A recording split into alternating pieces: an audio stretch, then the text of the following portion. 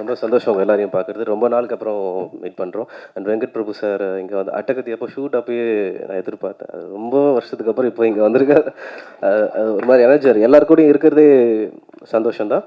And J baby அந்த wait இல்லை நம்ம கொஞ்சம் வெயிட் போட்டிருந்தோம். ஆனால் படத்துக்காக அந்த வெயிட்டை கொஞ்சம் அதிகம் பண்ணி காமிச்சது. இப்போ திருப்பி நார்மல் ஆகிட்டு இருக்கு. ஜே பேபி வந்து பர்சனலாக எனக்கு வந்து நான் எங்கள் அம்மா கிட்ட வந்து சின்ன வயசில் எப்பவுமே சண்டை போடுவோம்ல, அது பேச மாட்டோம். நான் அது மாதிரி பேசாமல் அவங்கள அம்மானு கூப்பிட்றது எனக்கு பிளாக் ஆயிடுச்சு எனக்கு.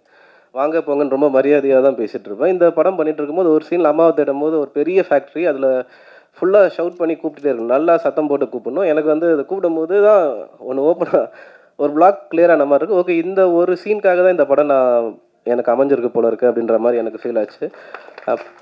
அப்புறம் ஆக்டிங்காக வந்து பார்த்தீங்கன்னா முதல்ல பண்ணும்போது பயங்கரமாக நடிக்கணும் அப்படின்ற ஒரு இன்ட்ரெஸ்ட்லாம், அப்புறம் குக்கு விசாரணை நிறைய நல்லது நடந்திருக்கு. அப்போ நிறைய கற்றுக்கணும், புதுசாக என்னென்ன பண்ணணும் அப்படின்ற மாதிரிலாம் இருந்துச்சு. ஆனால் இப்போது லைஃப் ஒரு எக்ஸ்பீரியன்ஸ் கொடுத்துருக்கோம்ல, இப்போ பார்க்கும்போது அதை நம்ம எவ்வளோ சிம்பிளாக பண்ண முடியும், எவ்வளோ லேஸாக ஒரு ஒரு விஷயத்தை வந்து நம்ம கடத்த முடியும், அதை எவ்வளோ ஈஸியாக கொடுக்க முடியுன்ற ஒரு அந்த ஐடியா இருக்குது. அப்படி தான் நான் ஒரு லாஸ்ட் 3 படமும் அப்படி தான் ஒர்க் பண்ணியிருக்கேன். ஹோப்ஃபுல்லி அது உங்களை கனெக்ட் பண்ணணும்னு நான் நம்புகிறேன். சுரேஷ் அண்ணா அண்ட் ரஞ்சித் சார், டீம் எல்லாருக்குமே வந்து நான் தேங்க் பண்ணுறேன். Thank you very much. தேங்க்யூ.